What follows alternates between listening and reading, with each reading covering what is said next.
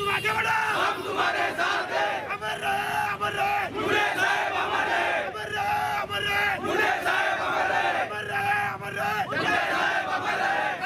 खाली मुंडा परिवार एकच पर्व, ओबीसी सर्व एकच पर्व, ओबीसी सर्व।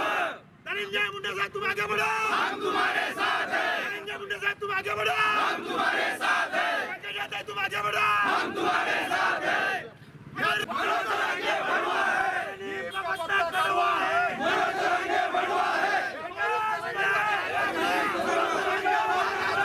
तुम्ही मोर्चा काढला होता, या मोर्चातून नेमक्या काय मागण्या आहेत तुमच्या?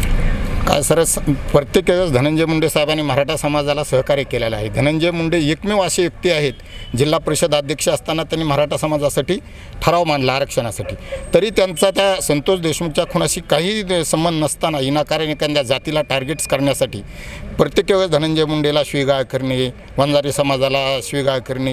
ह्या मोर्चासाठी जर आमचा अल्पसंख्याक समाज आहे, आमचा समाजाला हा अट्रॉसिटी सारखा कायदा लागू करावा। आमच्या समाजाविषयी जर कुणी गरज वकली तर त्यांना अट्रॉसिटीच्या कलमाखाली घेऊन त्यांच्यावर गुन्हा दाखल करावा।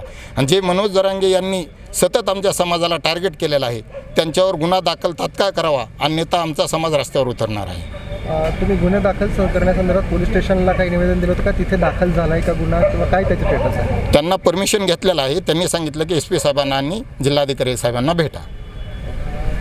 ठीक आहे, जर गुन्हे नाही दाखल झाले तर मग पुढची प्रक्रिया काय? गुन्हे नाही दाखल झाले तर आम्ही 2 दिवस आता मॅडमची वाट बघणार आहोत, नसता आम्ही रस्त्यावर उतरून चक्काजाम आंदोलन करण्याचा आमचा सर्व समाज बांधवांचा विचार आहे।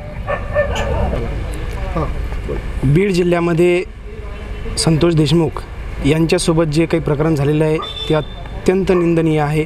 त्या आरोपींना कठोर शिक्षा व्हावी याशी आम्ही सहमत आहे, परंतु तो एक विषय वेगळा सोडून सुरेश धस असतील, मनोजदादा जरांगे असतील, आता काल परवा जी परभणीमध्ये सभा झालेली आहे, त्या सभेमध्ये मनोजदादा जरांगे यांनी असं वक्तव्य केलेलं आहे जेणे की OBC समाजामध्ये व मराठा समाजामध्ये दंगल घडवून आणण्याचं त्यांनी एक वक्तव्य केलेलं आहे।